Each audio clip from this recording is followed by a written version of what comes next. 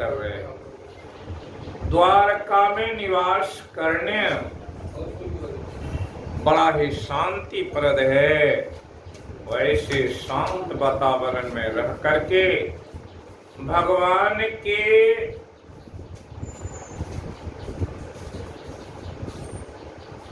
तरह तरह के जो लीला हुई उससे बहुत सारे असुर प्रभावित हो रहे हैं। बहुत सारे असुरों ने तरह तरह से शक्ति प्राप्त, उन शक्ति प्राप्त करने वालों में हम लोग सुन चुके कि जरासंध हजारों राजा को बंदी बना करके रखा था। उसी असुर में नरकासुर जैसे अधम राक्षस जो पृथ्वी पर अत्याचार मचा करके और अबला नारियों के साथ जो अत्याचार किए 16,100 ऐसे सुंदर और सुशील युवतियों को बंदी बना करके रखे। इसी क्रम में भगवान की लीला गाथा को आगे बढ़ाते हुए हम लोग जानेंगे कि किस तरह से भगवान ने बड़े बड़े क्षत्रियों के विनाश किए। उस विनाश में जो भगवान की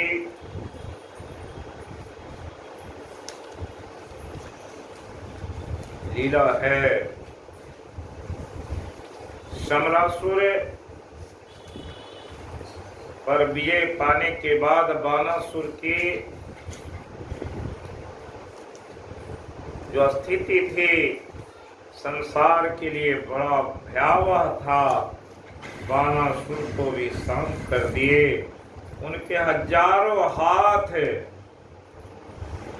जो उसके अहंकार के कारण थे, उस हार को भी, उस अहंकार को भी समाप्त कर दिए।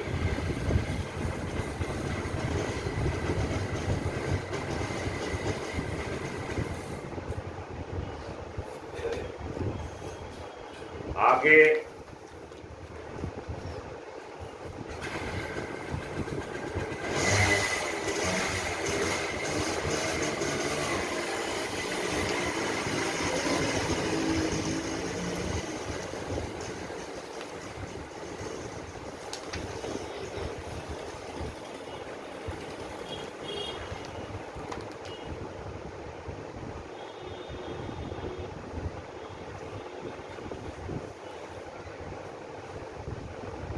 कहते हैं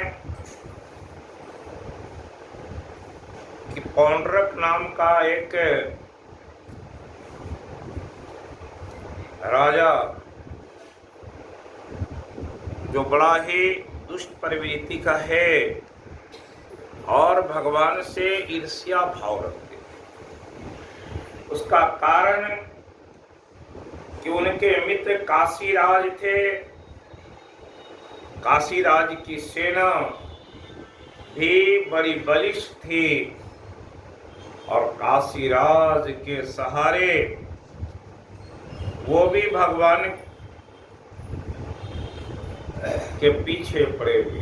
पौंड्रक कहता मैं कृष्ण हूँ, मेरे पास जो अस्त्र शस्त्र हैं वे सारे असली हैं। भगवान कृष्ण को छलिया है, तरह तरह की जादूगरी जानता है, इसलिए लोगों को ठगता है। अपने चक्र, अपने तलवार, अपने धनुष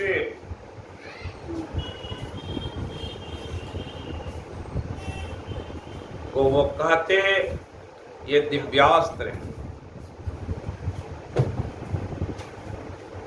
कई बार भगवान कृष्ण उनको देखते और छोड़ देते, सोचते ये मूर्ख है, इसे क्या कहा जाए। लेकिन जब वो पौंड्रक भक्तों को सताने लगे, तरह तरह के लोगों को,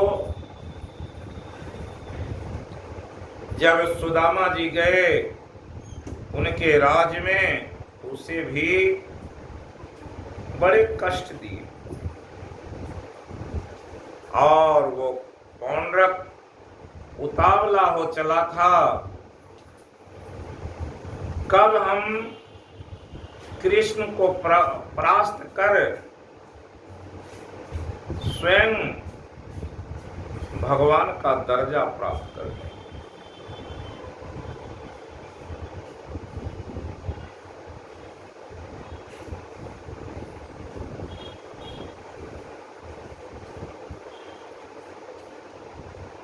पौंड्रक कहता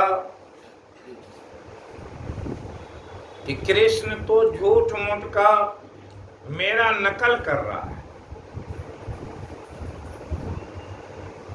और एक बार क्या हुआ, जब इस सारे बातों को बर्दाश्त नहीं कर पाया तो पौंड्रक स्वयं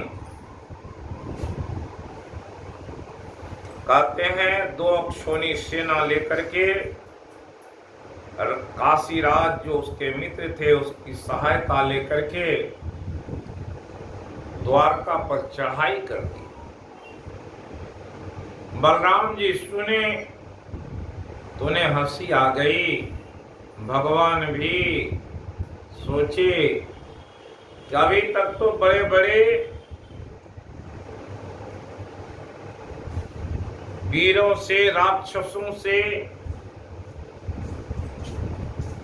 हमारे युद्ध हो चुके, लेकिन ये पौंड्रक न जाने किस फेरे में पड़ा हुआ है, क्यों अपनी दुनिया समाप्त करना चाहता है, समझ में नहीं आता।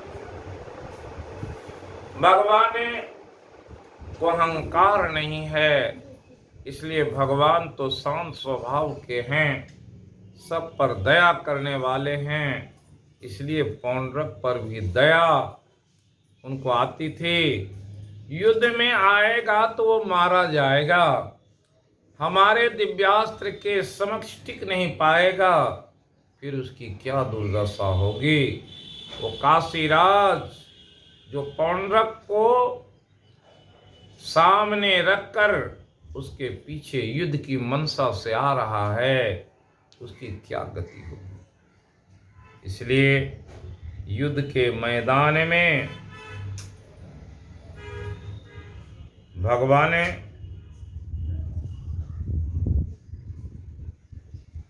पहुंचे और जब देखा पौंड्रक को बड़ी हंसी आई।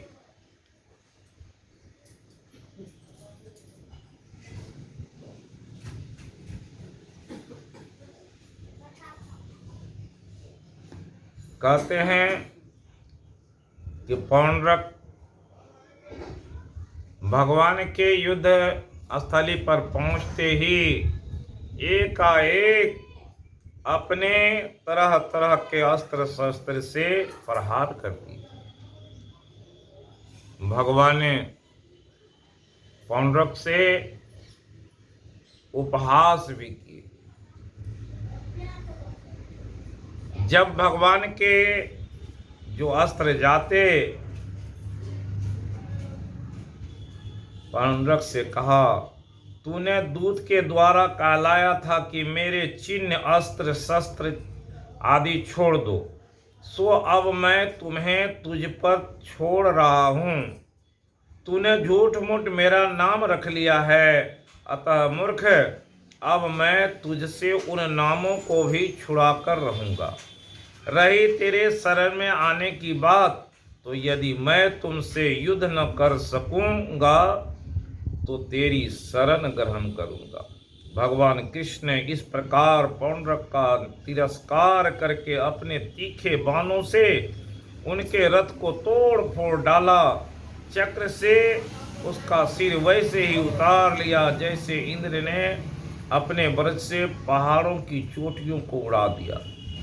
इसी प्रकार भगवान भानु के काशी नरेश का भी सिर धड़ से अलग कर दिया, काशी पुरी में गिरा दिया। क्या है कि काशी नरेश बोल करके आए थे कि मैं कृष्ण के मस्तक को अपने बाण से काट करके काशी नगरी में गिराएंगे।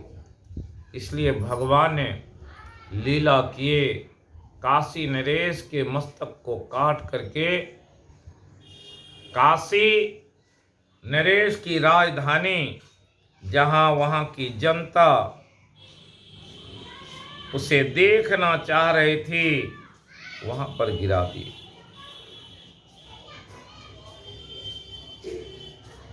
कहते हैं भगवान बड़े दयालु हैं। पौंड्रक को भी भगवान ने मुक्त कर दिया, क्योंकि पौंड्रक जब से जन्म लिया था भगवान के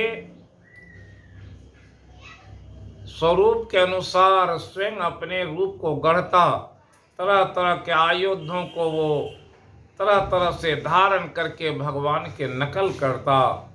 इसलिए रात दिन भगवान का स्मरण किया था।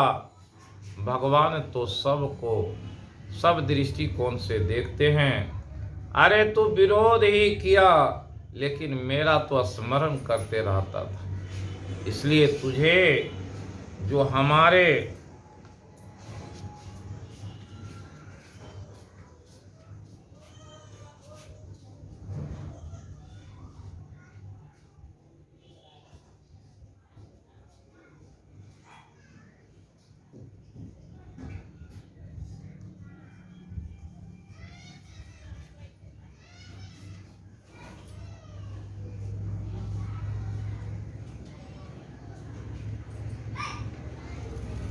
पौंड्रक को मुक्त कर दिए।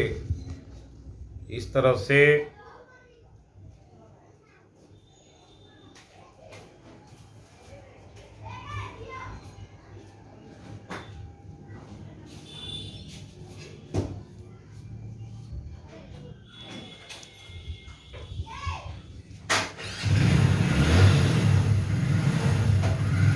कहते हैं कि काशी नरेश का जो पुत्र था, जब देखा कि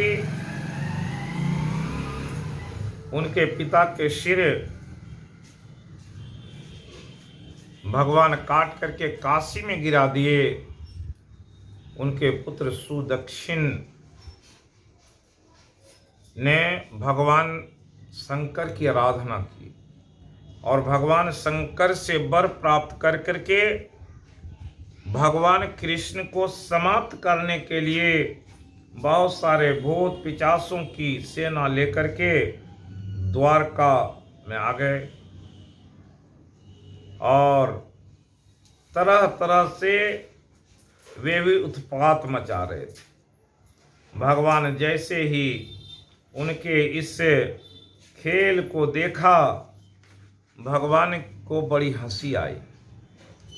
अरे सुदक्षिण, तुम जो सोच रहे हो, जैसा देख रहे हो, कृष्ण उतना साधारण नहीं। हम तो उन वीर राक्षसों को जो अत्याचार कर रहे हैं उसके लिए महाकाल हैं। इसलिए कहे कालो अस्मि लोक क्षय कृतो प्रवृत्तः, कि मैं तो महाकाल हूं और वैसे राक्षसों के क्षय करने के लिए आए। और भगवान ने चक्र सुदर्शन को आज्ञा दी और भगवान मुकुंद का प्यारा और सुदर्शन चक्र कोटि कोटि सूर्यों के समान तेजस्वी, प्रलय काली अग्नि के समान जाज्वल्यमान है। उसके तेज से आकाश दिशाएं और अंतरिक्ष चमक उठे और सब अब उसने उस अभिचार अग्नि को कुचल डाला। भगवान कृष्ण के अस्त्र सुदर्शन चक्र की शक्ति से कृत्या रूप आग का मुंह टूट फूट गया, उसका तेज नष्ट हो गया, शक्ति कुंठित हो गई और वहां से लौटकर काशी आ गई। उसने ऋत्विज आचार्यों के साथ सुदक्षिण को जलाकर भस्म कर दिया। इस प्रकार उसका अभिचार उसी के विनाश का कारण हुआ। कृत्या के पीछे सुदर्शन चक्र भी काशी पहुंचा। काशी बड़ी विशाल नगरी थी। वह बड़ी बड़ी अट्टारियों, सभा भवन, बाजार, नगर द्वारों के शिखर और चार दीवारी खजाने, हाथी, घोड़े, रथ, अन्नों के गोदाम से सुसज्जित थी। भगवान कृष्ण के सुदर्शन चक्र ने सारी काशी को जलाकर भस्म कर दिया। फिर वह परमानंदमयी लीला करने वाले भगवान कृष्ण के पास लौट आया। कहते हैं काशी राज का पुत्र जो भगवान श्री को प्रसन्न करके और यज्ञ के द्वारा बहुत प्रकार के भयावह जो कृत्या जैसी शक्ति को उत्पन्न करके द्वारका में उत्पात मचाया था, भगवान के एक सुदर्शन चक्र से उसकी लीला समाप्त करते हुए काशी राज के राज को नष्ट कर दिया। इस तरह से भगवान कृष्ण की लीला हुई। भगवान कृष्ण दयालु भी हैं, बड़े कठोर भी। वे शत्रु के विनाशक हैं। और काशी नरेश जो भगवान के कृपा से, क्योंकि काशी नगरी पर भगवान नजर नहीं डाल रहे थे, कहते हैं शिव जी का वो जगह है, लेकिन उसे भी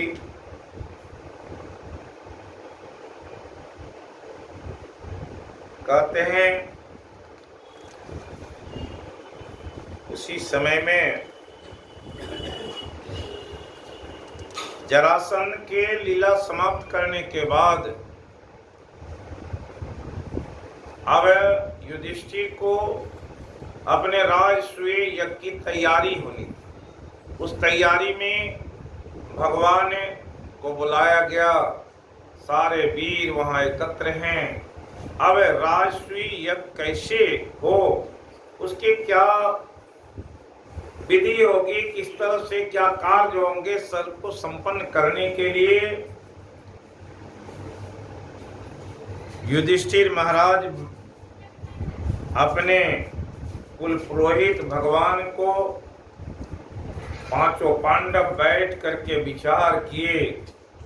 तो विचार में आया कि सबसे पहले तो अग्र पूजा होनी चाहिए। उस अग्र पूजा में किसकी अग्र पूजा? बहुत से राजा महाराजा भी उसमें पहुंचे थे, लेकिन ये पांचों पांडव तो देख चुके थे कि जो अगर भगवान नहीं होते तो 7 अक्षौणी सेना वाले क्या विजय पा सकते। इसलिए भगवान को ही युधिष्ठिर, उनके जो छोटे भाई नकुल सहदेव हैं, वे बोले हमारे तो सब कुछ भगवान कृष्ण हैं, इसलिए मैं उनकी अग्र पूजा करना चाहता हूँ। उस अग्र पूजा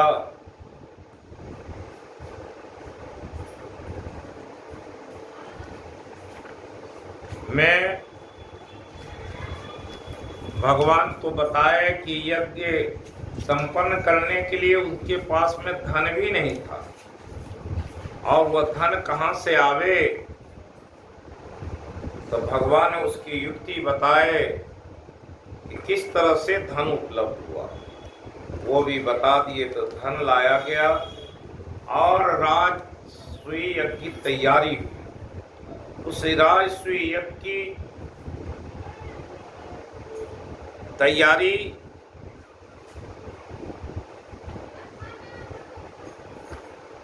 में सबकी सहभागिता थी।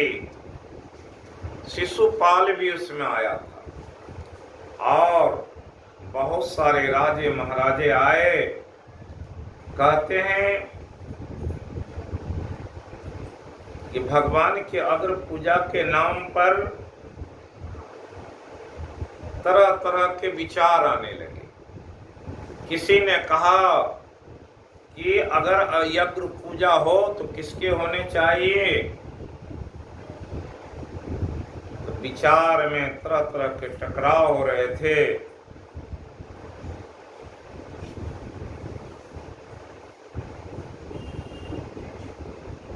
जो ब्राह्मण थे, ब्राह्मणों के दृष्टिकोण में अलग बात थी। किसी ने कहा कि व्यास जी को, किसी ने कहा गौतम को, किसी ने इसी तरह से सबों के अलग अलग विचार आने लगे। उसी बीच कहते हैं ब्राह्मण क्षत्रिय वैश्य शूद्र सब के सब वहां उपस्थित हुए।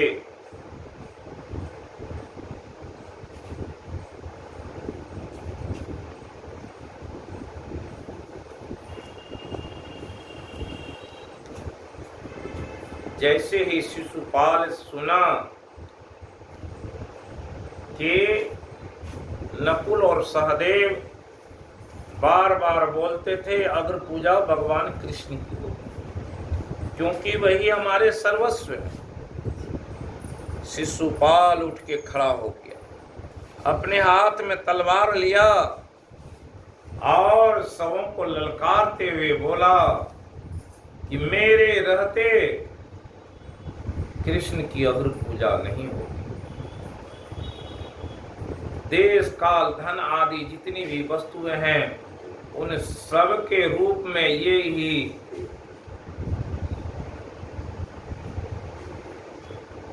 श्रेष्ठ नहीं है।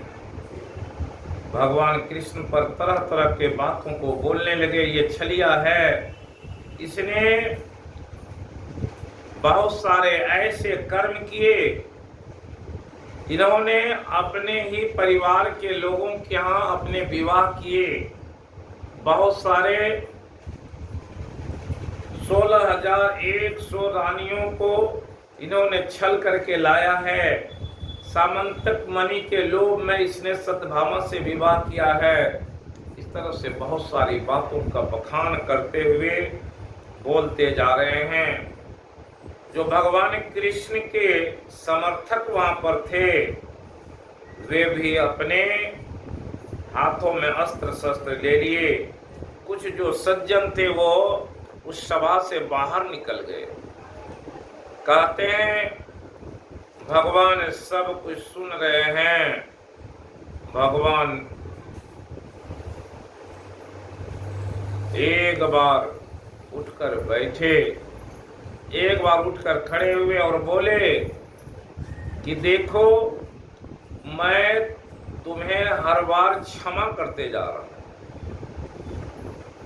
और इस समय तुम्हारी जिस तरह की आचरण है उसमें तुम अपने हाथ में हथियार लेकर के और सबों को डराने लगे हो। और मैं तो अपनी बुआ से या उनकी माता से कहा था कि 100 गलती करेंगे तो पर भी हम क्षमा कर देंगे, लेकिन आज भरी सभा में कह रहा हूं अब भी रुक जाओ। अगर नहीं रुके तो तुम्हारे विनाश का समय आ गया है। इसलिए 100 की गिनती पुराने लगे और कहने लगे 100 गलती क्षमा करना। तरह तरह की बात बोले जा रहे हैं और जैसे ही 100 पूरा, भगवान अपने हाथ में सुदर्शन चक्र लिए हुए थे, शिशुपाल की तरफ छोड़ दी। उनके गर्दन घर से अलग हो गए।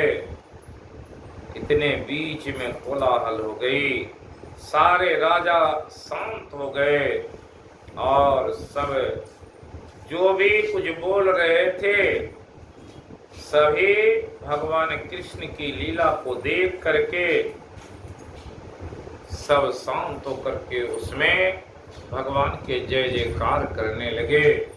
युधिष्ठिर जी महाराज सबों को प्रार्थना किए इस यज्ञ को संपन्न होने दीजिए। योगेश्वर भगवान कृष्ण ने धर्मार्थ युधिष्ठिर का राजसूय यज्ञ पूर्ण किया। अपने सगे संबंधियों सुहृदों से की प्रार्थना की, महीनों तक वहीं रहे। कहते हैं इस यज्ञ में भी बड़ा कौतूहल हुआ। कहते हैं कि जब यज्ञ में घड़ी घंट नहीं बज रहे थे, भगवान बोले थे कि यहाँ घंट बजेगा और घंट नहीं बज रहे। उस समय में भगवान बोले सारे संत आए, सारे राजा लोग आए, लेकिन स्वपच नाम का एक संत है जो नीच जाति का है, वो इसी राज्य में रह रहा है, उसे लाना जरूरी है। द्रौपदी को बोले थे कि 56 भोगों की तैयारी करो। तैयारी की और जब गए भीम उनके पास, स्वपच बोले, अर्जुन गए थे, स्वपच बोले आज तक तो हमने लोगों के खाने के बाद खाया है, कभी शुरुआत में नहीं खाया। हम लोग तो जूठे खाते हैं, अंत में खाते हैं, लेकिन आपकी प्रार्थना है कि राजसूय यज्ञ में जो भोजन होगा पहले आपके द्वारा प्रारंभ किया जाएगा। ये तो पहली बार मैंने सुना है, इसलिए हमें मत ले चलो। और इसी पर कहते हैं कि भीम से बोले अगर तुम चाहते हो ले जाना। उससे बल का बड़ा अहंकार था, बोलने में अहंकार के भाव थे। बोले हमारे सुमरनी और जो माला है वो अंदर में रखी है, ले आओ। जब गए भीम, सोचा कि ये छोटी सी माला में क्या रखा हुआ। अपने बल लगाए, वो माला उठ नहीं रहा है और वो स्वपच भगत बाहर में बैठ करके मुस्कुरा रहे। भीम लज्जित हो गया और उधर से निकल करके सीधे भगवान कृष्ण के पास आए। भगवान वो स्वपच हम लोगों से आने वाला नहीं, उससे बहुत कहा, वो नहीं आया। भगवान बोले युधिष्ठिर जी आप रथ लेकर के जाए और भाव से जब किसी को बुलाएंगे तब पाएंगे। संत तो भाव के भूखे होते हैं। युधिष्ठिर जी गए, बड़ी निम्र भाव से फिर प्रार्थना किए, महाराज चलिए और आपके बगैर हमारे कार्य अधूरे। सुपच तैयार हुआ और फिर युधिष्ठिर के रथ से वो आया। आते ही सब लोग जानते हैं कि भोजन परोसे गए। 56 भोग 36 व्यंजन जो द्रौपदी बनाई थी वो सामने परोसे गए, लेकिन स्वपच जी आए। भोजन की थाल में जितनी वस्तुएं लगी थी सबको एक साथ मिला दी और एक और लिए कि जो घंट टंगा गया था वो बजने लगा।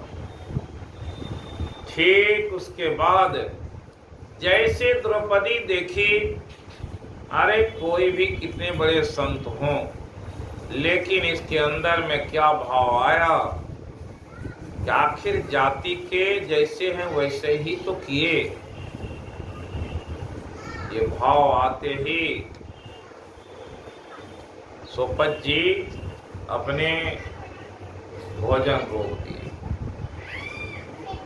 सारे युधिष्ठिर बोले, क्यों महाराज, क्यों रुक गए? बोले कि अब ये जो भोजन है वो भोजन नहीं रहा। द्रौपदी जैसा सोची और उसके मन में जैसे भाव आए, ये भोजन के भाव बदल गए, अब नहीं खा सकता। सोपत जी से पूछा तो बोले, ये बात द्रौपदी जानती है। क्या बोली, क्या सोची? द्रौपदी से पूछा गया तो द्रौपदी बोली, हमने सोचा कि इतने सुंदर ढंग से भोजन बनाए, एक एक का स्वाद लेंगे, लेकिन ये ऋषि सबको मिला करके खाए तो उसके क्या स्वाद होंगे। इसलिए मेरे मन में आया, ये जाति के नीचे वर्ण के हैं, इसलिए इनकी ऐसी नीच बुद्धि, इसलिए इनके हाथ रुक गए। भगवान सबों को सत्य बताए और भगवान फिर चाहे तो भगत को जानकारी लोगों को हो गई कि भगवान उससे पहले दिखाए थे युधिष्ठिर को कि जितने लोग आए हैं उसमें कोई मनुष्य है कि संत है, कौन है। एक पंख दिए थे उनको, एक दिव्य दृष्टि दी। उस दिव्य दृष्टि से देखे तो जितने लोग आए थे कोई उसमें संत नहीं थे। तरह तरह के सबके रूप आकृति दिखाई पड़ते थे, क्योंकि लोगों के स्वभाव में ही सब कुछ होता है। स्वभाव कैसा होता है? कोई हिंसात्मक वृत्ति में रहता तो देखा तो लगा कि वो सिंह है, भालू है, बंदर है, मनुष्य के अभाव नजर आए। लेकिन स्वपच आए तो संत दिखाई पड़े। इस तरह से संतों के अपमान होने से यज्ञ में भी विध्वंस हो जाता है। भगवान उस यज्ञ में लोगों के सत्कार करने और यज्ञ में जो भोजन करते उससे पत्तल उठाने के काम किए। सेवा की भावना, सेवा करने से सद्गुण होते हैं, भगवान भी खुश हो जाते हैं। इसलिए युधिष्ठिर जी के उस यज्ञ को संपन्न कराने में भगवान के विशेष योगदान। यज्ञ के घोड़े छोड़े गए थे और अर्जुन यज्ञ के घोड़े की पहरेदारी और भगवान सारथी हैं। उसी क्रम में भगवान की एक लीला हुई। एक अयोध्या के राजा हैं, कहते हैं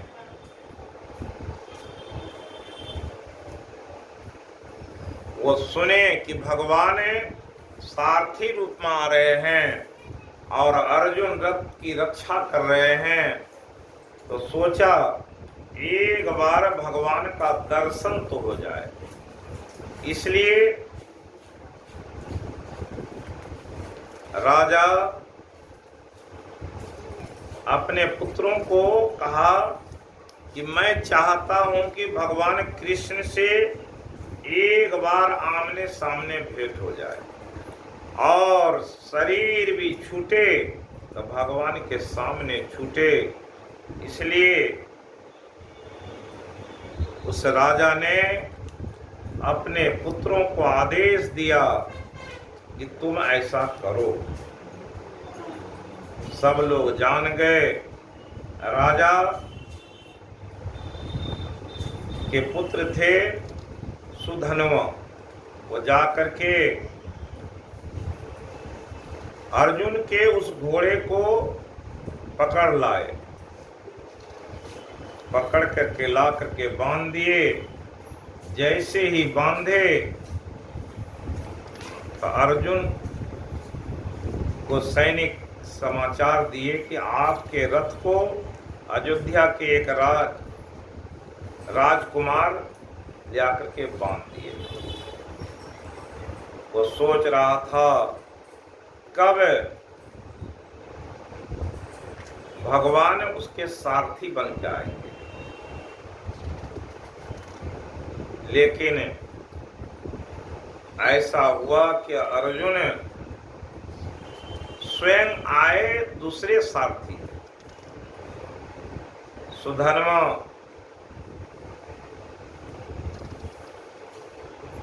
की लड़ाई उससे होना था। कहते हैं हंस ध्वज राम का राजा था, उसके 5 पुत्र थे, सुबल, सुरथ और सुदर्शन, सुधन्वा सबसे छोटा पुत्र है। और दूसरे दिन युद्ध की तैयारी हो गई। सुधन्वा के पिता हंसध्वज घोषणा कर दिए कि सभी लोगों को युद्ध में आना है, जो युद्ध में नहीं आएगा उसे कड़कते हुए तेल की कढ़ाई में डाल दिया जाएगा। उस राजा के जो मंत्री थे, शंख नाम था उनका, वे भी बड़े चतुर थे। उन्होंने व्यवस्था कर दिया पहले, क्योंकि सुधन्वा की शादी अभी कुछ दिन पहले ही हुई थी, अभी कोई पुत्र नहीं। और हंसध्वज और हंसध्वज के सभी पुत्र एक पत्नी बरता थे। कहते हैं कि जब ऐसी घोषणा हुई, ठीक समय पर सारे राजकुमार निकले, लेकिन सुधन्वा जैसे निकला तो उनकी पत्नी उनके सामने उनके दीप लेकर के खड़ी हुई। बोले आपके राज्य में तो सब लोग एक पत्नी व्रती हैं, और हम अगर आप युद्ध के मैदान में जाएंगे, अर्जुन के हाथों युद्ध होगा, लौट के असंभव सा है, इसलिए एक पुत्र प्रदान करते हुए जाइए। सुधन्वा उसकी बात में लग गया और थोड़ा लेट हो गया। तब तक में जो समय दिया गया था, वो समय की अवहेलना होने से उसके मंत्री ने राजा से कहा, अब जो भी आएगा उसे तेल की कढ़ाई में डाला जाएगा। ऐसा सुन करके राजा को तो पश्चाताप भी हो रहा था, लेकिन वो तो धर्म पर अडिग थे, इसलिए सुधन्वा को जाकर के जो उसके सेनापति थे रास्ते में ही रोक दिया। आने में क्यों विलंब हुई, अपनी व्यथा बताए। कहा कि अब कुछ भी बात नहीं चलेगी, चलो तेल की कढ़ाई में तुझे डाला जाएगा। सुधन्वा भगवान के बड़े भक्त थे, भगवान के नाम का सुमरन करते हुए चले और जाते हैं। सारी प्रजा वहां इकट्ठी है। अब राजकुमार जो सबसे छोटा है उसे तेल में डाला जाए। सुधन्वा भगवान के स्मरण कर करके उस तेल की बड़ी कढ़ाई में कूद गए और कहे, हे प्रभु, दीन बंधु दीनानाथ, मेरी डोरी तेरे हाथ। मैं तो ऐसा वीर हूं कि अर्जुन को भी पछाड़ सकता हूं, लेकिन हे प्रभु, आज थोड़ी सी चूक हो गई, इसलिए रण क्षेत्र में जो मरने वाला वीर है उसे आज कढ़ाई में मरना पड़ता है। अब आपके ही हाथ में मेरी लाज है। भगवान उसकी पुकार सुन ली। उस खौलते हुए तेल की कढ़ाई को में जब वो कूदा तो वो शीतल शांत हो गया। सुधन्वा उसमें कूदा तो तेल का कोई प्रभाव नहीं हो रहा। जैसे ही प्रभाव नहीं हो रहा है, मंत्री सोचे कि राजा हो सकता है कोई ऐसी व्यवस्था कर दिए होंगे जिससे ये तेल मनुष्य के चमड़ी को जला नहीं पाता। उस मंत्री ने एक नारियल के इसको उसमें फेंका। नारियल को जैसे फेंका कि अगर वो तेल गर्म होगा तो नारियल जल जाएगा, लेकिन जैसे नारियल फेंका उतनी कड़क थी तेल में कि नारियल फट करके दो टुकड़े हुए। एक टुकड़ा छिटका आकर के उस मंत्री को लगा। मंत्री देखा कि नारियल के प्रभाव को जान लिया कि तेल काफी गर्म है, और सुधर्मा उसमें सुरक्षित हंस रहा है। उसे बड़ी ग्लानि हुई। सोचा कि ऐसे राजकुमार पर, भगवान के भक्त पर हमने आरोप लगाया, इसलिए तेल में वो भी कूद गया। जैसे कूदा, सुधर्मा उसको पकड़ लिया। उसके प्रभाव से वो मंत्री भी तेल में नहीं जला। देखा सबों ने कि भगवान की बड़ी कृपा हो। सुधर्मा नहीं जल रहा है, इसलिए उसे निकाल दिया गया। और निकालने के बाद उसने सबों से कहा, मैं अब युद्ध के मैदान में जाना चाहता हूँ। युद्ध के मैदान में आए तो देखा भगवान कृष्ण नहीं है। अर्जुन स्वयं एक सारथी लेकर के आया है। अब सुधर्मा के अंदर में आत्मबल बढ़ा हुआ है। बोले, हे अर्जुन, अभी भी तू अपने सारथी भगवान कृष्ण को बुला ले। मेरे पिता की आकांक्षा है कि मैं एक बार युद्ध करते हुए भगवान के सन्मुख मारा जाऊं, लेकिन तुम्हारे इस जो सारथी है उसकी क्या हस्ती है। भगवान रहते तो कुछ होता, लेकिन अगर नहीं है। अर्जुन बोले, अरे मूर्ख, तू लड़। अगर लड़ने की कला जानता है तो अपने तीर चला, तू अपने बाण चला। सुधर्मा बड़ा वीर है, भगवान के भक्त हैं, और अर्जुन पर अपने अस्त्र शस्त्र चलाने लगे। अर्जुन के सारथी को मार दिए, रथ के चक्के को तोड़ करके हटा दिए। अर्जुन रथ विहीन हो गया। दूसरे रथ लेकर के आए तो सुधर्मा विवश कर दिया, और बार बार ललकार करके बोला कि भगवान कृष्ण को भी याद कर ले, नहीं तो तेरे प्राण नहीं बचेंगे। भगवान तो जहां देखते भक्तों को कष्ट में, भगवान कृष्ण आए, उस रथ पर बैठे। सुधर्मा बोला, अब भगवान आ गए हैं, मैं 3 बाण लिया, तुम भी कुछ संकल्प कर लो। अर्जुन को संकल्प करने कहे। अर्जुन बोले कि मैं भी 3 बाण लेता हूं, इसी में तुम्हें समाप्त कर दूंगा। सुधर्मा बोला, ये तीनों बाणों में हमारी वो शक्ति है जो अगर मैं तुम्हें मार नहीं सका तो रथ विहीन कर दूंगा, रथ से तुम्हें जमीन पर ला दूंगा। तो ऐसी स्थिति में भगवान बोले, अर्जुन, ये सुधर्मा एक पत्नी व्रता है और उसके सामने तू कुछ भी नहीं, मैं भी कुछ नहीं। प्रथम बाण चलाए। भगवान बोले, उसमें अपनी सारी शक्ति लगा करके बोले, रामावतार में जो हमने पुण्य किया था वो पुण्य को उस बाण पर लगा दिया। सुधर्मा उस बाण को काट दिया। दूसरे बाण में कहते हैं कि अर्जुन भी अपनी शक्ति को लगाए, उसे भी काट दिया।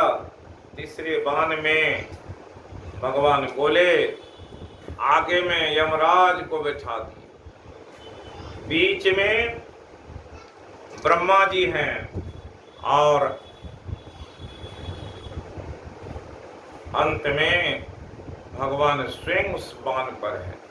ये बाण चुक नहीं सकता था, लेकिन सुधन्वा जैसा वीर उस बाण पर इस तरह से आघात किया, यमराज और ब्रह्मा को उस बाण से काट के हटा दिया।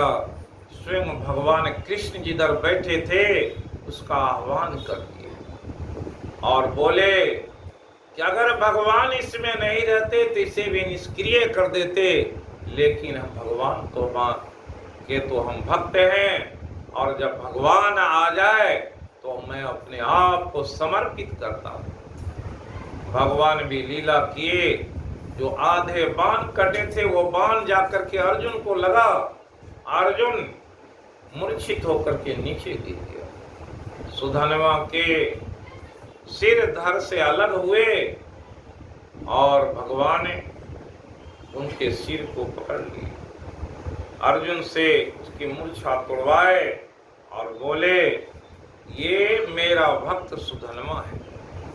कितना दृढ़ विश्वास, कितने ये कि हमारी भी शक्ति लगाने पर वो पीछे नहीं हटने वाला था। इसी तरह से उनके भाई से भी युद्ध हुआ। भगवान की लीला कैसी है उसकी गाथा सुनाए कि भगवान जब जिस भक्त के सामने होते हैं, भगवान की कृपा जिस पर हो जाती है, भगवान की लीला को समझना बड़ा मुश्किल है। जैसे भक्त के बस में भगवान हो जाते हैं।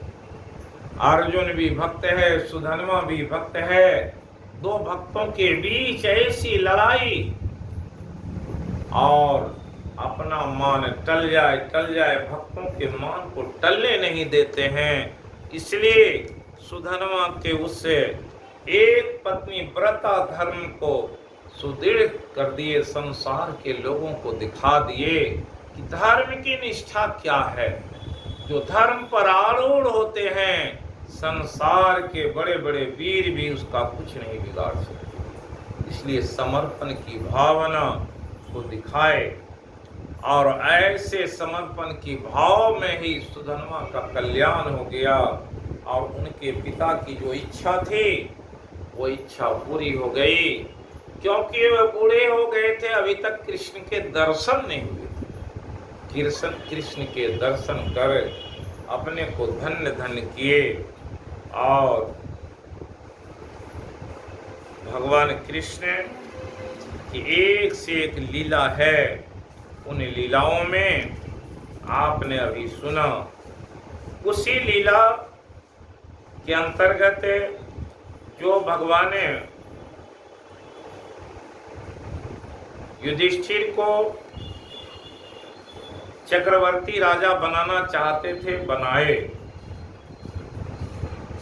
और भगवान के बहुत सारे लीलाओं को सुनेंगे, समझ में आएगा कि भगवान की शक्ति क्या थी और संसार में उनके अवतार होने के क्या कारण थे। रोशनी जला भगवान मरकरी वाला जला। भगवान की लीला का श्रवण करने से पुण्य होता है। इसलिए शास्त्रों में बहुत सारी बात उनके बारे में कही। भक्तों के जब गाथा को सुनते हैं तो प्रेरणा जगती है, वो प्रेरणा जगती है तो भक्ति में मन लगता है। और ऐसे भक्तों की गाथा को भगवान व्यासदेव जी उसे भागवत पुराण में लिखे। कहते हैं कि जरासंध के मरने के बाद उनके एक मित्र हैं साल्व। कहते हैं साल्व इससे पहले भी कई युद्ध में आ चुके थे। उसने सोचा कि द्वारका नगरी को हमें समाप्त करना है और कृष्ण को भी समाप्त करना है। तो कहते हैं कि ऐसी तपस्या की भगवान शंकर के कि वे मुट्ठी भर राख खा करके रहते, पत्थर के चूरे को खा करके रहते और तपस्या किया, बहुत कड़ी तपस्या की। तो भगवान शिव प्रसन्न हो गए। भगवान शिव से उन्होंने वर मांगा। भगवान बोले मांगो, तुम क्या मांगते हो?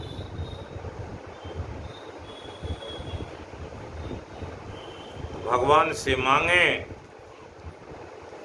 कि हमें एक ऐसा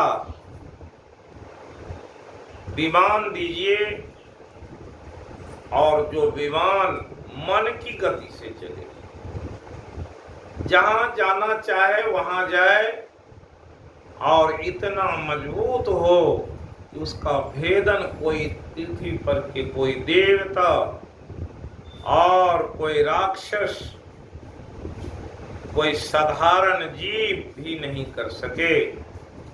किसी भी दर्व से उस पर प्रहार किया जाए तो वो काम नहीं आवे। दिव्यास्त्र के भी प्रयोग किए जाएं तो उस पर असर नहीं करे। भगवान शिव उसे एक मस्तु कर दिए और साल्व को जब वो विमान मिला तो बड़े खुश हुए। कहते हैं भगवान शंकर और वरदानी हैं, समझ नहीं पाए कि ये साल्व इसका कहाँ उपयोग करेगा। जैसे ही विमान मिला तब देवता, असुर, मनुष्य, गंधर्व, नाग, राक्षसों से उसका भय भाग गया। इसलिए पहली चढ़ाई उसने सोचा कि सबसे पहले द्वारका नगरी को बर्बाद करना है। इसलिए आ गए द्वारका में और द्वारका के महलों के जो ऊंचाई बनी हुई थी उसे तोड़े। जो गेट बड़े बड़े बने थे, बड़े सुसज्जित थे, उसे तोड़ डाले। अब द्वारका में उत्पात मचाने लगे। उस समय में भगवान कृष्ण और बलराम हस्तिनापुर में थे और हस्तिनापुर में थे। इधर द्वारका के नक्शे बदलने लगे। साल सोचा कि भगवान कृष्ण जब तक द्वारका में आएंगे उससे द्वारका का नामो निशान मिटा देंगे। लेकिन बताए थे कि उनके 40 ऐसे पुत्र हैं जो भगवान के जैसे ही बलशाली हैं, उनमें किसी बात की कमी नहीं। सारे पुत्र अपने अपने दिव्यास्त्रों से, अपने अपने तरह तरह के हथियारों से अब द्वारका की रक्षा में लगे। लेकिन साल्व के वो विमान तो अद्वितीय हैं, पृथ्वी पर उसके जोड़ के कोई अस्त्र शस्त्र नहीं जो उसे रोक सके। भगवान को मालूम पला, उन्हें समझ में आया कुछ अपशकुन हो रहा है, हो सकता है द्वारका में कुछ गड़बड़ी हो रही है। इसलिए भगवान कृष्ण आए, आते ही देख करके बड़े अचंभित हुए। अरे कौन ही महल के ऊपर में अटारियों को तोड़ दिया, ये बड़े बड़े नगर के द्वार जो थे बड़े स्वर्ण मंडित थे उसे भी तोड़ डाला है। जब देखे तो समझ में आ गया कि ये साल्व विमान प्राप्त कर करके और विष्णुवंशी योद्धाओं से उसका बैर है, इसलिए अपने बैर भाव को समाप्त करने के लिए उन्होंने ऐसा किया। कहते हैं कि भगवान से उनकी लड़ाई होने लगी और साल के साथ जितने भी थे सबसे बड़ी घमासान लड़ाई हुई। प्रद्युम्न ने साल शाम जो भगवान के पुत्र और पौत्र हैं, साल्व की सेनाओं को छत विछत कर दिए और भगवान ने जब उनसे लड़ाई शुरू किए तो पता चला कि साल्व तो बड़ा ही मायावी है, तरह तरह की शक्ति को एकत्र करके रखा है। 27 दिनों तक घमासान लड़ाई हुई, रात दिन लड़ाई चलती रही। साल्व को हराने वाला कौन? अब पृथ्वी पर हाहाकार मच रहा है। लोग समझ रहे हैं जब द्वारका नगरी में भी चैन नहीं। भगवान सबों को आश्वस्त किए, ये माया भी है, माया के खेल में ये लगा हुआ, इसके माया को तो मैं समाप्त करूंगा। इसलिए भगवान कृष्ण तरह तरह से उसके सामना करने लगे, लेकिन भगवान की शक्ति तो अमोघ है। उनके बाण ऐसे हैं जिसे कोई काट नहीं सकते, इसलिए तो इन्हें परम अवतार कहा है। भगवान समझ गए कि ये साल्व ऐसे रुकने वाला नहीं, और ये जो साल्व के विमान हैं, इसे जब तक तोड़ा नहीं जाए तब तक कुछ नहीं होगा। इसलिए अपने भगवान ने अपने गदा से प्रहार किए और साल्व के विमान को छत विछत कर दिए। और जैसे ही विमान पर भगवान की शक्ति चली, अपने धनुष बाण उठाए और दिव्यास्त्रों की वर्षा कर दिए। साल्व के जो विमान थे वे टूट गए और जाकर के समुद्र में गिर गए। भगवान कृष्ण उस मायावी से तरह तरह से युद्ध की। भगवान के पास में बताए थे कि 64 प्रकार की विद्याओं को सीखे और उनके पास ऐसी ऐसी विद्याओं की जानकारी है जो संसार में अन्य लोगों को नहीं है। भगवान के शक्ति के आगे किसकी शक्ति टिकती? जब उनके विमान चकनाचूर हो गए, समुद्र में गिर पड़े, साल भी गदा लेकर के धरती पर आया। भगवान कृष्ण उसे अपने एक झपट्टे में ही समाप्त कर दिए। उसकी लीला समाप्त होते ही उनके जो और साथी थे, उनके सेनाओं के जो नायक थे, सारे मारे गए।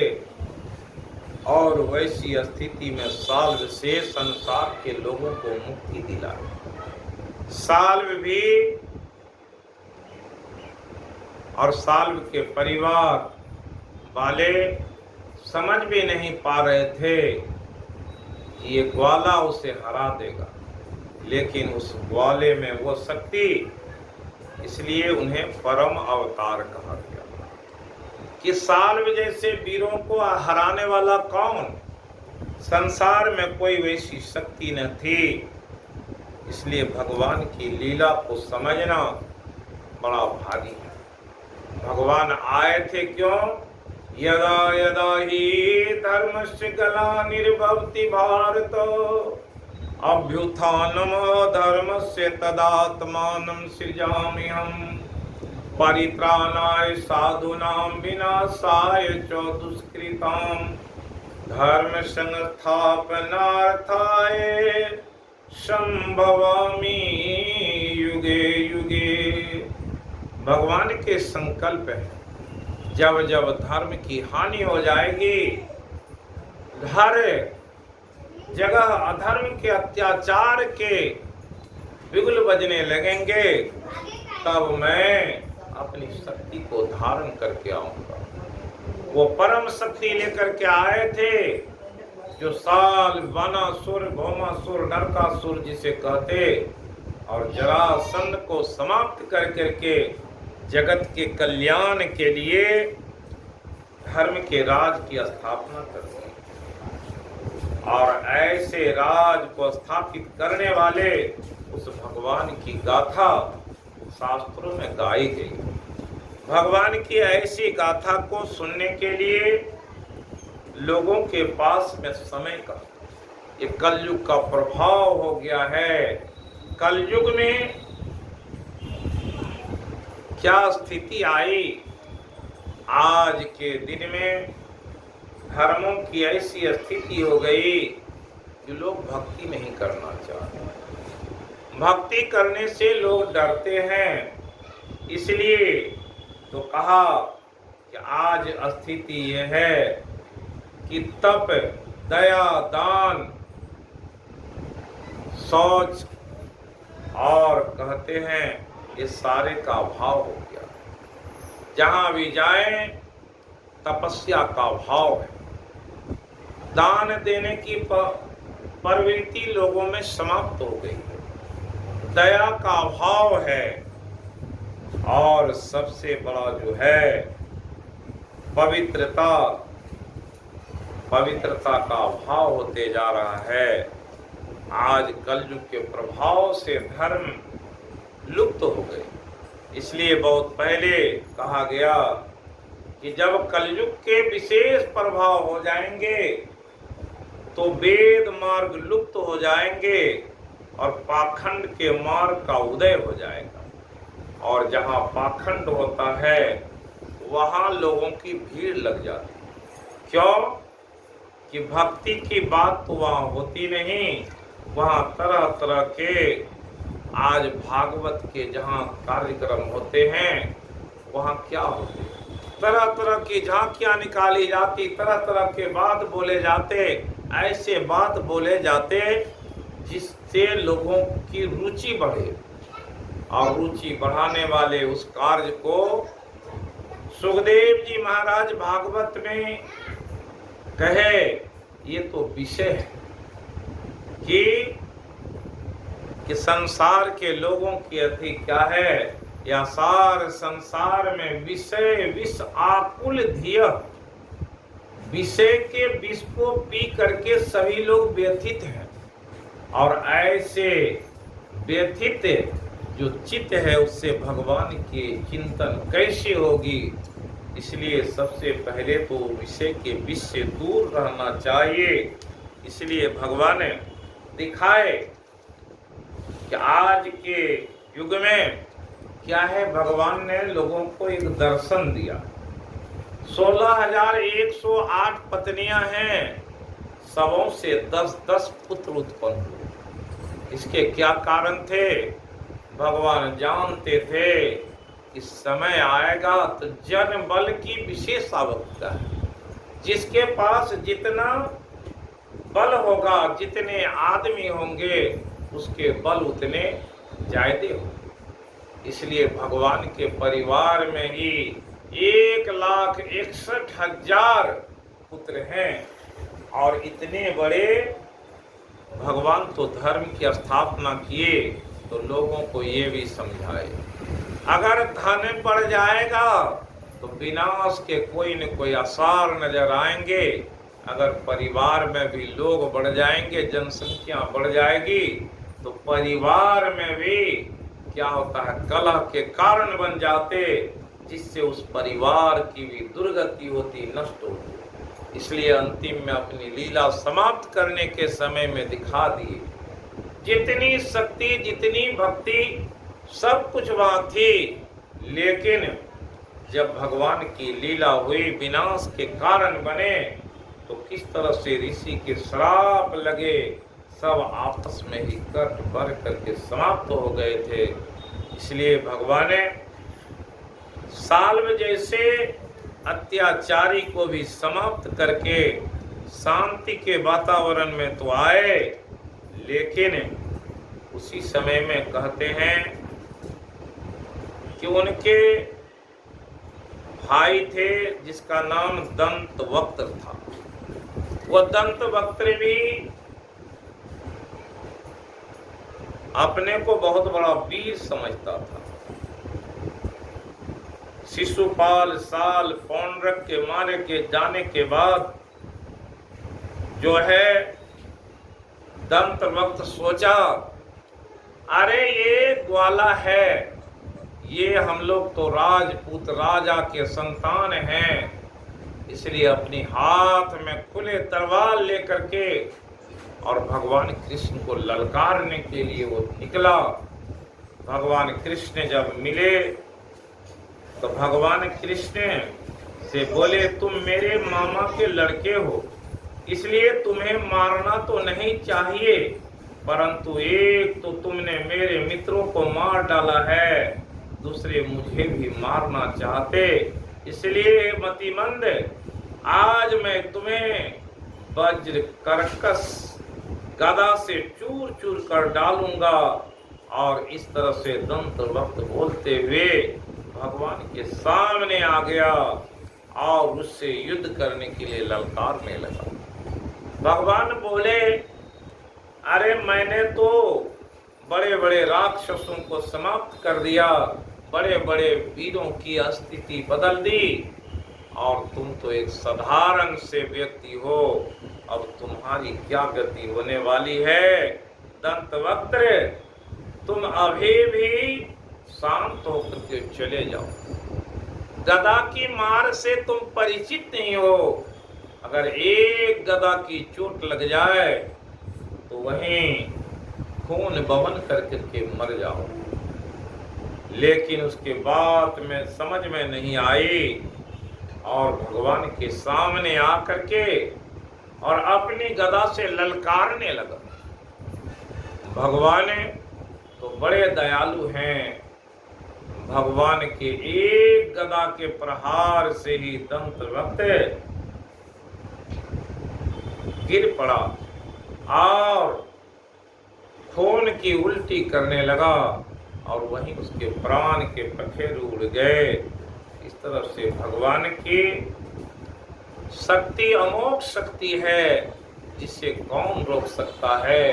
बानासुर जैसे वीर, और जब भौमासुर नहीं रोक सका, साल भी वैसे अजय जहाज बनवाए थे जिस पर पृथ्वी की कोई शक्ति काम नहीं करने वाली थी, जिस पर देव दानव गंधर्व देवताओं के भी बस नहीं चलने वाले थे, वैसे अत्याचारियों के नाश करने के लिए भगवान कृष्ण के अवतार हुए।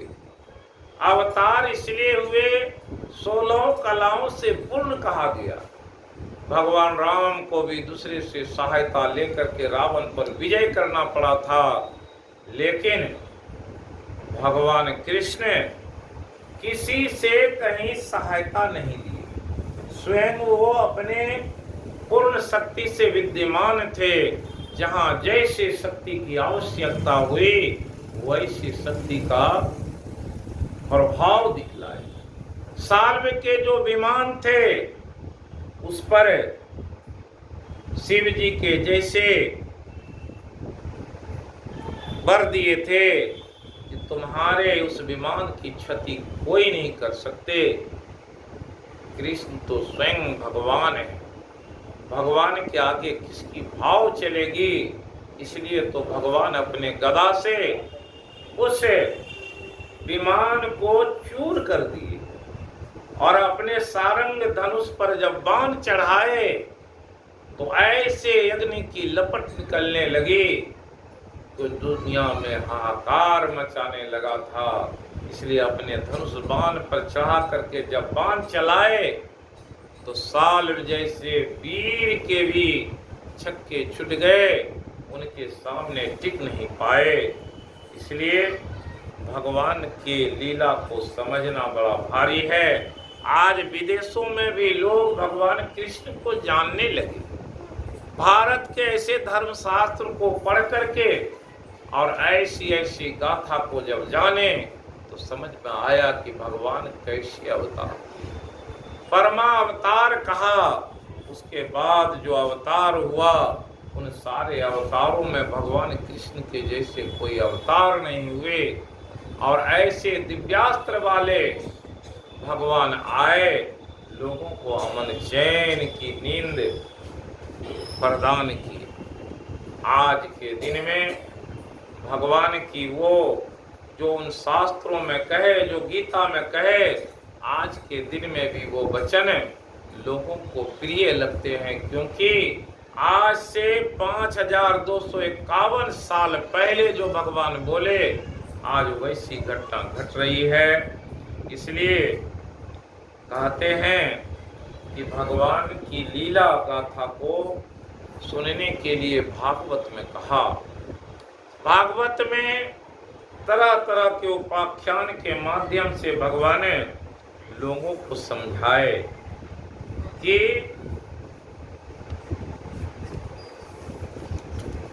जो भक्ति करते हैं, जो नहीं करते, उसकी क्या स्थिति होती। भक्तों के बस में भगवान हो जाते, इसलिए तो सुदामा उनके मित्र थे। उन सुदामा के साथ कैसा व्यवहार हुआ और सुदामा जी को फिर संसार में उन्होंने क्या दिया। भगवान की लीला को कौन समझा? तो गोकुल वासियों ने समझा और समझ करके जान गए कि भगवान आए तो लोगों को किस तरह से, कैसे संसार के लोगों को दुख से छुड़ाए। उद्धव जी भगवान से पूछे थे कि आप तो हस्तिनापुर में थे, लेकिन अगर आप चाहते तो क्या होता? महाभारत युद्ध नहीं होता। भगवान बोले, हम तो सबों को समय पर याद कराते हैं, लेकिन जिसे जो होनी रहती है उसे टालने के क्या उपाय? बोले कि आप उस दिन, जिस दिन जुए का खेल हुआ था, उस दिन भी तो हस्तिनापुर में थे। कहा अवश्य था, लेकिन जब पांचों पांडव को निमंत्रण मिला जुए के लिए, तो पांचों पांडवों में युधिष्ठिर, भीम, अर्जुन सभी मुझसे बोले कि आप उससे राज दरबार में नहीं जाएंगे।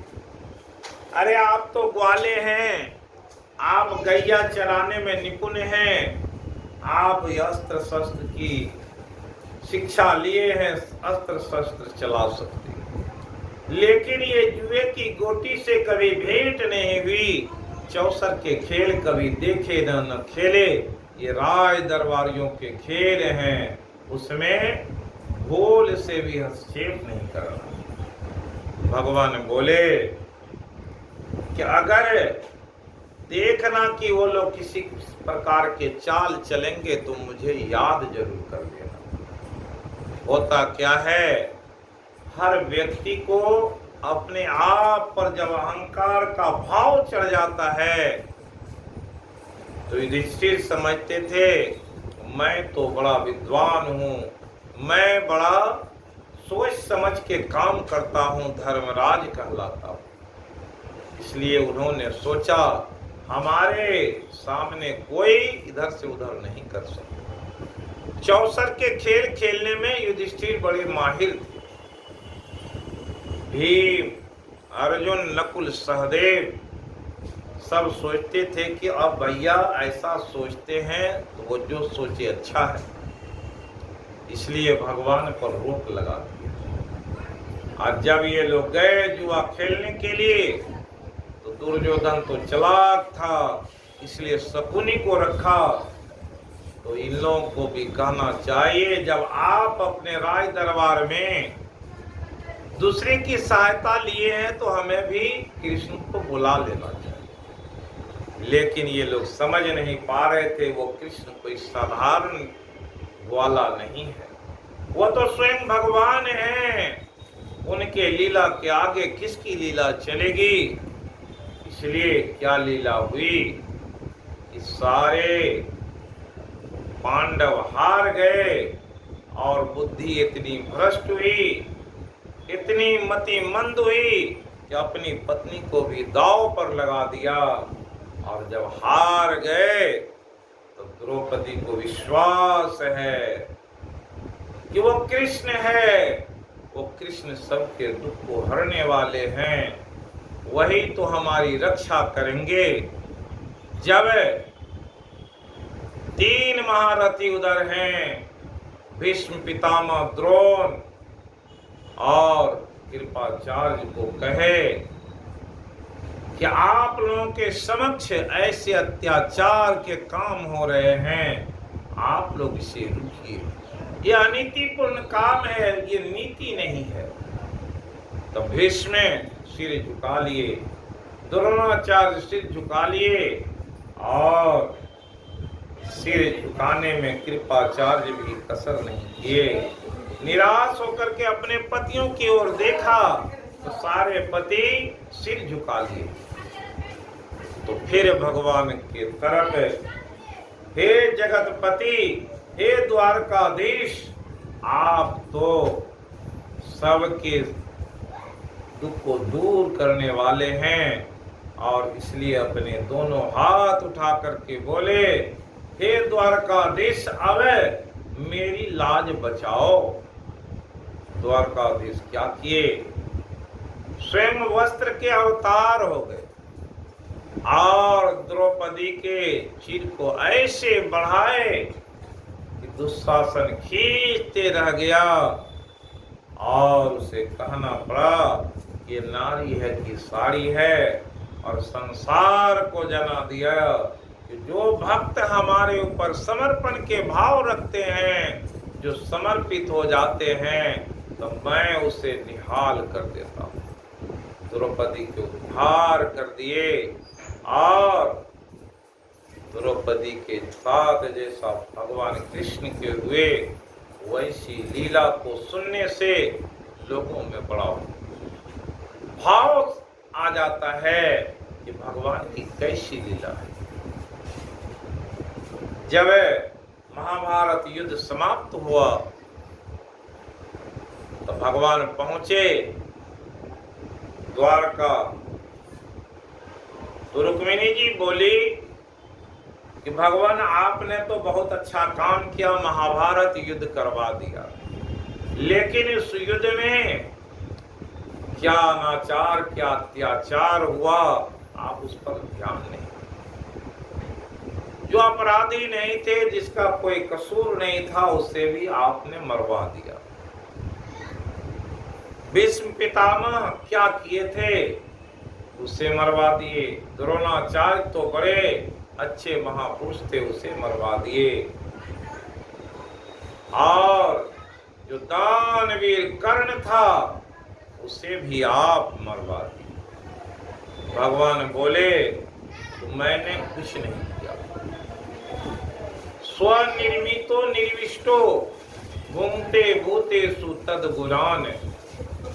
स्वयं अपने से व्यक्ति अपना निर्वाण करता है, जिसे जैसा रास्ता चाहिए वो स्वयं निर्वाण करता है। कर्म महान है, इसलिए कहा सकल पदार्थ यही जग माही, कर्महीन नर पावत नाहि। कैसे पाए, क्या किया उन लोगों ने। भगवान बोले जब ही अभिमन्यु युद्ध के मैदान में था, घायल होकर के गिर पड़ा, उस समय में अभिमन्यु क्या मांग रहा, अंतिम समय है, और कहा कोई हमें थोड़ा सा जल दे दो। थोड़ा सा जल मांग रहा था, बगल में ही कर्ण था, क्या वो जल नहीं दे सकता।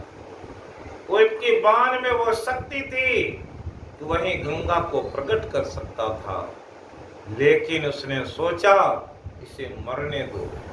इसलिए उपकार परोपकार की बात सामने आती है, कब उपकार होगा, कब परोपकार होगा। कहा कि द्रोणाचार्य तो जानते थे कि अभिमन्यु को मारने में धर्म के विपरीत चाल चली गई। तो जो भीष्म कहते कि ये महाभारत का युद्ध तो एक दिन का काम है, लेकिन एक दिन के युद्ध में ही इसे समाप्त कर देंगे, क्या उस समय में उनकी शक्ति कहाँ गई थी? वो एक बार खड़े हो जाते, दुर्योधन रुक जाओ, नहीं तो मैं अपनी बाण से इस राज को मिटा दूंगा। लेकिन ऐसा नहीं कहे, सिर नीचा कर दिया। इसलिए उनकी आयु वहीं समाप्त हो गई। इसी तरह से द्रोणाचार्य की भी आयु समाप्त हो गई। इसलिए तीनों युद्ध में मारे गए। मेरा तो कुछ नहीं भाव। न कर्तृत्वम न कर्माणि लोकस्य सृजते प्रभो, न कर्म फल संयोगम स्वभावतु प्रवर्तते। कहे कि भगवान किसी के न कर्तृत्वम, उसके किसी कर्म को नहीं देखते, न कर्माणि न कर्म फले स्पृहा, किसी के कर्म फल में भी उनकी कोई दिलचस्पी नहीं। ये स्वयं व्यक्ति अपना निर्माण करता है और भगवान इसको बड़ी गहराई से उल्लेख किए हैं। शास्त्रों में आगे सुनेंगे कि भगवान बताए हैं कि कर्म का फल कैसा होता है, धर्म पर चलने वाले की क्या गति होती है। और इसी क्रम में भगवान सुनाए कि जो जैसा कर्म करता है उसका फल तैयार हो जाता है, वैसी गति भुगतने के लिए उसे तैयार रहना पड़ता। कर्म की गति बड़ी निराली है। इसलिए भगवान के उपदेश गीता में और ये भागवत महापुराण में है। इसे सुनने से, पढ़ने से सबको मालूम होगा। जो मनन चिंतन करेंगे, उसका थोड़ा सा भी जीवन में उतारेंगे तो उनके राह खुल जाएगी। क्यों खुलेंगे?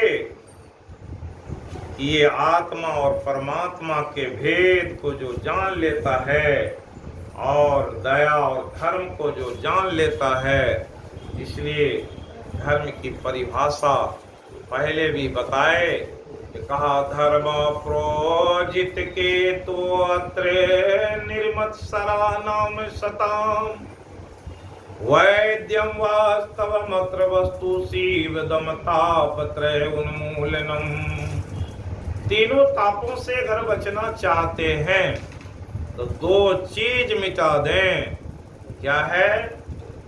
मत्सर, किसी से डाह नहीं रखना है, ईर्ष्या के भाव नहीं रहें और किसी के प्रति, इसलिए कहा गीता में एक श्लोक है कि दुनिया के जितने भी लोग आए काम और क्रोध के वशीभूत हो गए। और वैसे लोगों की क्या गति होती है कि जो ऐसे फेरे में पड़ जाते तो धर्म पर क्या है लोग चलते, लोग समझते हैं हम तो धर्म कर रहे हैं। कौन से कर्म कर रहे हैं? बाहरी दुनिया को तृप्त करने से आपको तृप्ति नहीं होगी। आत्मा शांति के लिए अलग कर्म है और अपने जीवन में निर्वाह के लिए अलग कर्म है और फिर उस परमार्थ के लिए अलग कर्म है। जाना कहाँ चाहते? इस संसार में अपने इंद्रिय आँख, नाक, कान, जीवा को संतुष्ट करने के लिए तरह तरह के भोजन, तरह तरह के दृश्य हैं, तरह तरह के उपभोग की सामग्री हैं। ये तो भक्ति करेंगे। साधारण भक्ति पूजन से भी, देवताओं के पूजा से भी प्राप्त हो जाती। इस संसार में सुख वैभव के फेरे में रहेंगे तो संसार में लिपटे रहेंगे, बार बार शरीर बदलना पड़ेगा। इसलिए संतों ने सुनाया। एक देहांत होता है, एक देहांतर होता है। देहांत का मतलब देह का अंत। जब देह का अंत होता तो फिर जन्मना मरना नहीं होता, एक देहांतर होता है। अगर देहांतर कैसे होता? आपने किसी को कष्ट दिया है तो आपको भी एक दिन कष्ट सहना पड़ेगा। ये प्रकृति है। ये प्रकृति में वो बीज पड़ जाता है। जैसे कर्म फल हो जाएंगे, वो कर्म के बीज पड़ गए। किसी जीव की हत्या कर दिए तो आपको उसके बदले में भी एक दिन आपकी हत्या होगी। किसी जीव को कहीं भी आपने कुचल दिया है, एक दिन कुचले जाएंगे। आज के अखबार में पढ़े कि लोग गाड़ी में सवार होकर के आ रहे हैं और कहाँ टकराए? किसी गाड़ी से नहीं टकराए, जो रोड में बगल में डिवाइडर होता है उसी पर गाड़ी चढ़ गई और गाड़ी टकरा करके सारे लोग मर गए। कैसे मर गए? तो चित्रकेतु की कथा सुनाए थे कि चित्रकेतु ऐसा व्यक्ति था, उसके 1000 रानियां थे, कोई पुत्र नहीं। और चित्रकेतु को अंगिरा ऋषि वर दिए थे, एक पुत्र हुआ था। और उस पुत्र की 5 वर्ष की आयु के बाद समाप्त हो गए। तो बड़ी व्यथा हुई थी। उसी में चित्रकेतु जब अंगिरा ऋषि को ला करके बुला करके कहे तो अंगिरा ऋषि उस जीव से कहा, उठो और अब तुम क्यों अपने पिता को छोड़ करके चले गए? वो जीव जगा तो बोले कि हम भिक्षाटन करने के लिए आए थे और 5 रोटी बनने लायक इन्होंने हमें आटा दिया और कुछ गोईठे दिए। उस गोईठे में हजारों चींटी थी, अंधेला का समय था और मैं भोजन बनाने के लिए जब अग्नि प्रज्वलित किया, हजारों चींटी जल गई। इसलिए हम उस बंधन में पड़ गए। दूसरे 5 रोटी खाए तो उसे सधाने के लिए हमें इनके यहाँ जन्म लेना पड़ा। 5 वर्ष की आयु तक मैंने इसकी सेवा की और जो हजारों चींटी जो रानी बनी उन्होंने भी हमें जहर खिला दिया। हिसाब बराबर हो गया। इसलिए मैं अभी दूसरे माता पिता के पास में चला गया। आप सुने होंगे वही अभिमन्यु जब शरीर छूटा उसका, अर्जुन बड़ी व्यथित हुए। हे कृष्ण, जब तुम अपने गुरु के पुत्र को ला करके दे सकते हो, तुम तो हमारे मित्र हो, सखा हो, हमारे गुरु भी हो, हमारे पुत्र को क्यों नहीं ला सकते? भगवान बोले चलो, और उसे स्वर्ग में लेकर के जाते हैं। और अभिमन्यु को देखा तो कहो उसे चलने के लिए। अभिमन्यु से पूछा तो अभिमन्यु बोले कि इसे ज्ञान नहीं है कि हमारे कितने बार ये पुत्र बने, हम कभी इसे बुलाने नहीं गए। मात्र 16 वर्ष की आयु लेकर के मैं संसार में आया था, लेकिन वो आयु समाप्त हो गई। अब कौन किसका पुत्र, कौन पिता? उसे ये आत्मज्ञान समझाए कि हम तो कुछ दिन के लिए आपके साथी बने थे, फिर आप हमें क्यों साथ में लेकर चलना चाहते हैं? ये आत्मा कैसा है? न ये किसी का मित्र है, न किसी की पत्नी, न किसी का भाई, न किसी का भतीजा। ये तो समय समय पर अपने शरीर को बदलते रहता है, अपने कर्म फल को भुगतते रहता है। संसार में जो जैसे कर्म करते उसी हिसाब से उसके शरीर मिलते हैं। अभिमन्यु ऐसा जब कहा तो अर्जुन को ज्ञान हो गया कि वास्तव की बात है। लौट करके ले चले आए, अपने मन की व्यथा समाप्त हो गई। भगवान कहते हैं कि सबकी रक्षा करने के लिए मैं हूँ, और जब महाभारत के युद्ध होने वाले थे तो देखा कि एक चिड़िया पुकार लगा रही है, हे भगवान, अगर मेरी भी पुकार सुनते हैं तो मेरी रक्षा की। क्या रक्षा करना है? तो देखा कि वो चिड़िया एक घोंसला छोटा सा बनाई थी, उसमें 2 अंडे थे और उस पर बैठ करके पुकार रही थी, हे कृष्ण मेरी रक्षा करो। भगवान ने तुरंत अर्जुन के हाथ से गांडीव लिए और एक हाथी उधर से गुजर रहा था, तुरंत उस पर चलाए। उसके जो बड़े से घड़े घंटा वो उस चिड़िया पर गिर गए और उसके अंदर वो पैक हो गई। अर्जुन पूछा कि आप कहते तो बाण हम भी चला देते, अरे चलाते तब तक देर हो जाती। वो जो पुकार रही थी उसके पुकार को सुने और मैंने उसकी व्यवस्था कर दिया। क्या व्यवस्था किए? युद्ध समाप्त होगा तो दिखा दे। युद्ध समाप्त हुआ। बड़ी जिज्ञासा लगी हुई थी अर्जुन को कि जरा कौतूहल को तो देखें। गए तो क्या देखे? कहा कि इसे घंटे को उल्टाओ। जैसे उसे उल्टे तो उसके अंदर से एक चिड़िया 2 अपने बच्चे को लेकर के उड़ गई।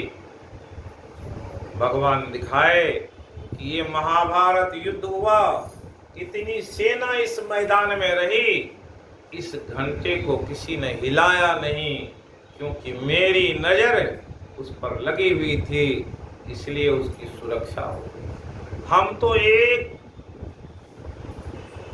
चिड़िए की भी रखवाली करते तो एक जीव की रखवाली क्यों नहीं करते? भगवान की लीला को समझेंगे तो समझ में आएगा कि भगवान की लीला ये हुई कि हस्तिनापुर में भगवान की बहन सुभद्रा के पुत्र को भी राज नहीं मिलता, इसलिए भगवान सुभद्रा के पोते हैं कौन? परीक्षित, उसको राज की गद्दी मिलना था। अभिमन्यु अगर 16 वर्ष में नहीं जाता तो परीक्षित का जन्म भी हो जाता तो क्या राज सिंहासन पर बैठता? इसलिए भगवान की लीला, इसलिए तो कहे प्रभव प्रलय स्थानम निदानम बीजम व्ययम। किसके प्रभाव में वृद्धि कर दें, किसके प्रभाव से हीन कर दें, किसे कहाँ किसकी मृत्यु कहाँ होनी है, किसके भोजन कहाँ होंगे, उसके गिरी कहाँ होंगे, कौन उसके मित्र होंगे, कौन शत्रु होंगे, ये सारी व्यवस्था भगवान कहते हैं मैं ही करता हूँ। इसलिए जब भगवान के नाम लिए जाते तो उस रास्ते को भगवान साफ करते हैं, वातावरण उपस्थित कर देते हैं, जहाँ जैसी व्यवस्था होनी है वैसी व्यवस्था भगवान कर देते हैं। इसलिए भगवान के लीला को सुनेंगे तो भक्ति करने में मन लगेगा और वैसे भक्ति से कल्याण के मार्ग खुल जाते। भगवान के अनेकों लीला गाथाओं में सुदामा का चरित्र भी बड़ा महत्वपूर्ण है। उस चरित्र को अभी तो नहीं सुनाएंगे, अन्य कथा बहुत सारे पड़े हुए हैं जो भगवान की लीला गाथा को सुनाते, और ऐसे लीला को जब सुनेंगे तो समझ में आएगा कि भगवान संसार में भगवान कृष्ण क्यों आए और कैसे कैसे जो उपद्रव मचाने वाले थे उन सबों को समाप्त किए। भगवान के लीला को जानने के लिए भगवान के प्रति जब आस्था होती है, विश्वास होता है, तब समझ में बात आती। कहते हैं कि भगवान एक बार मिथिला नगरी में गए। वहां श्रुतदेव और बहुलाश्व नाम के 2 भक्त रहते थे, और जब भगवान पहुंचे तो दोनों चाहते थे कि मेरे यहाँ भगवान रहें। श्रुतदेव गरीब था,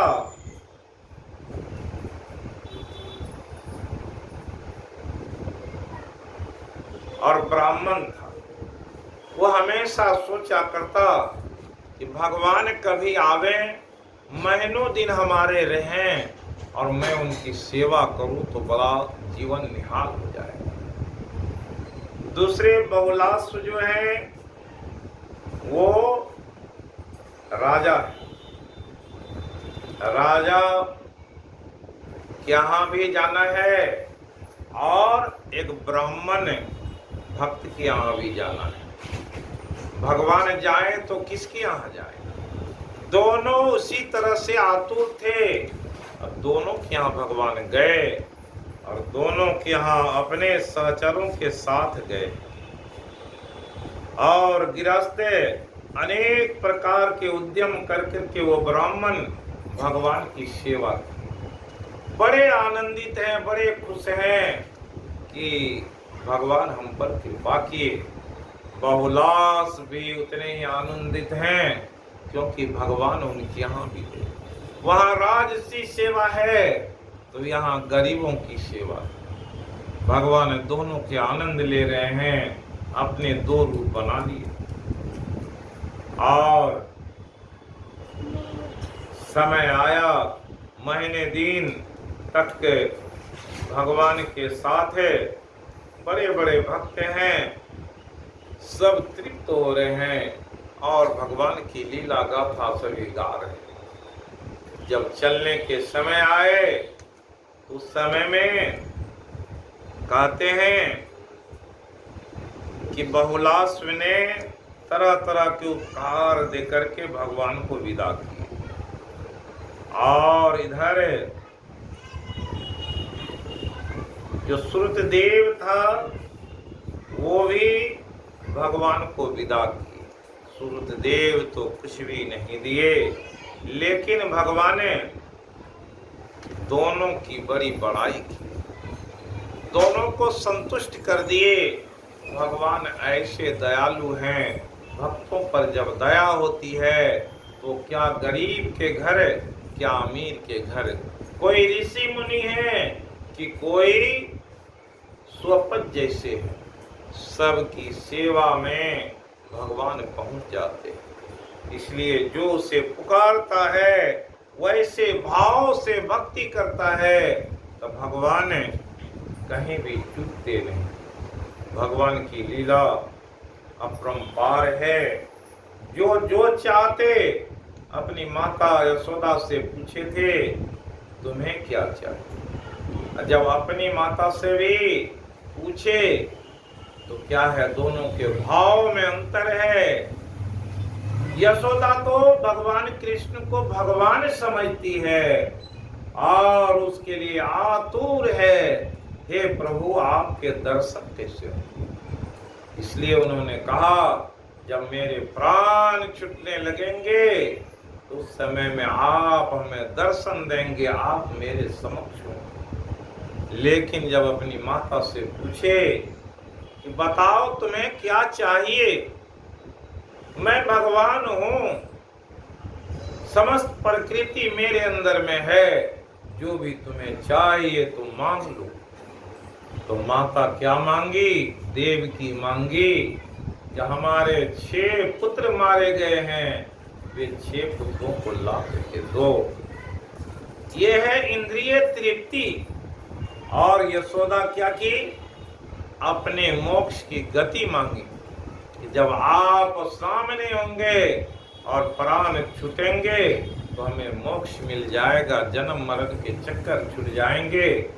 लेकिन बहुत बड़ी तपस्विनी होने के बाद भी देवकी ने संसार की वस्तु मांगी, अपने 6 मरे हुए पुत्र को मांगी। भगवान बोले ठीक है ये वस्तु। इसलिए उनके 6 पुत्र को कहां से लाके दिए? पाताल लोक में।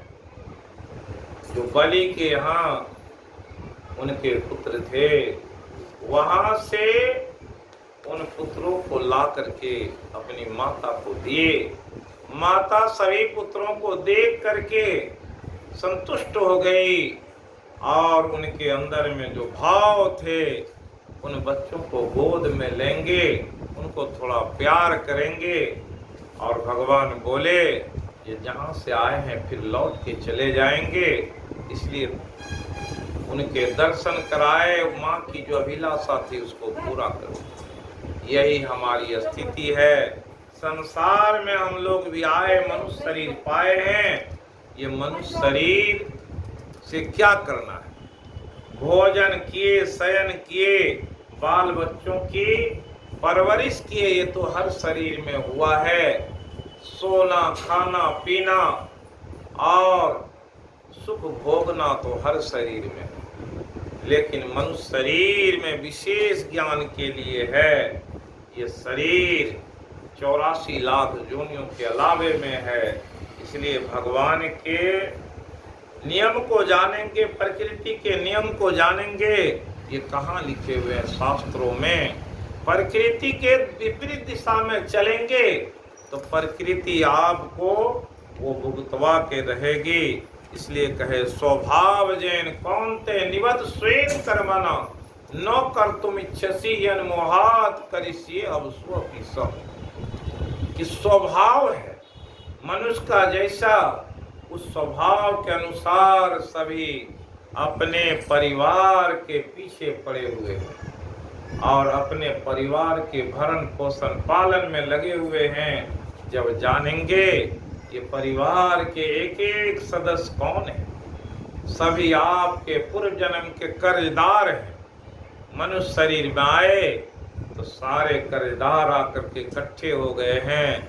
सबके लालन पालन के भार, सबके वस्त्र आभूषण के भार उस व्यक्ति पर पड़ा हुआ है और सबकी पूर्ति करने में अपने जीवन को बिता दिया। तो क्या है, ये कर्ज तो ले रहे हैं, उसे कब समाप्त करेंगे? इसलिए भक्ति का भाव जब रहता है, जो भक्ति करता है उसकी सारी बाधा मिट जाती है। और ऐसे बाधा को मिटाने के लिए भगवान के नाम के ही काफ़ी हैं। वो नाम के प्रभाव से सब कटेगा और जो जैसा संसार में आकर के किया उसे भगवान वैसी स्थिति दिए और वैसी स्थिति पा करके कहते हैं लोग निहाल हो गए। इसलिए भगवान के नाम, उनके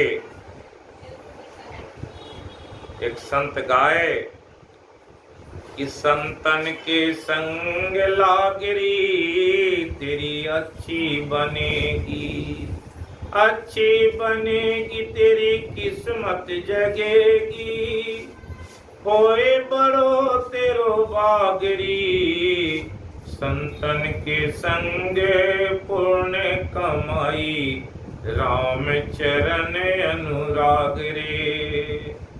जब संतों के चरण में जाएंगे, सत्संग में जाएंगे तो क्या होगा? वो भक्ति के भाव जगेंगे, एक अनुराग हो जाएगी कि भक्त कैसे भक्ति करता है। ध्रुव की बन गई, प्रहलाद की बन गई, हरि सुमिरन में लागरी, कागा से तोहे हंस करेंगे, मिट जाए उर के दागरी।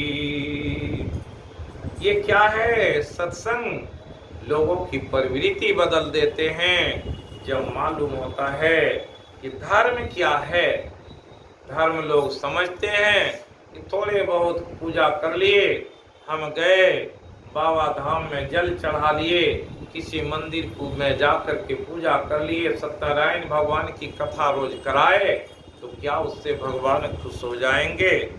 कहा संतों के संग में जाओगे तो जो कागा की गति है वो हंस गति में परिणत हो जाएगी। ये क्या है? हंसन की गति हंस ही जाने, क्या जाने कोई कागरे, मोह निशा में बहुत दिन सोए, जाग सके तो अब जागरी। सुतवित नारी तीन आशाएं, त्याग सके तो अब त्याग रे। कहे कबीर सुनो भाई साधो, राम भजन में लाग रे। राम भजन में लाग रे। इसलिए भगवान सुनाए कि कबीर साहब कहे कि तुम तो क्या बने हुए हो, कागा बने हुए, कौवा बने हुए हो। कौवा को क्या होता है, जो कुछ मिल जाए सबको खाना चाहता है, लेकिन हंस क्या सब कुछ खाते? नहीं खाते। वो तो सिर्फ ऐसे पवित्र जल में रहना जानते हैं जहां अगर उस नीर के उस जल में मोती चुन करके खाते हैं और नीर क्षीर को अलग कर देते, वो क्षीर सागर में रहते। इसलिए मनुष्य क्या है, बड़ी पवित्रता है। ये आत्मा पवित्र है, परमात्मा का वास इसी में होता है। इसलिए अपने अंदर में उस परमात्मा को बैठाना चाहते हैं तो उसके नाम के सुमिरन करते रहिए और नाम के सुमिरन से वे बस में हो जाते हैं। इस तरह से आज की कथा को विराम देते हैं। फिर अब 3 दिन बचे हुए हैं और तीनों दिनों में जो कथा होगी वो बड़ी ही मार्मिक कथा होगी, क्योंकि भागवत में तो तरह तरह के ज्ञान की बात कही गई है। उस ज्ञान में आत्म कल्याण की बात को सुनेंगे, सुनने से अगर करें न करें आपके अंदर वो बीज हो जाएगा, तो कभी न कभी वो बीज अंकुरित हो करके वो फलित होगा, पुष्पित होगा। आज नहीं तो कल उसके फल मिलेंगे।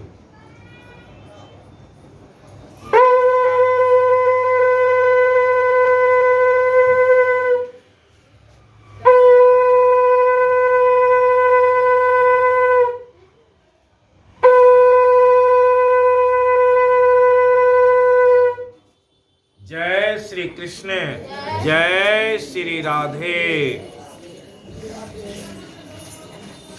श्री भागवत भगवान की है आरती।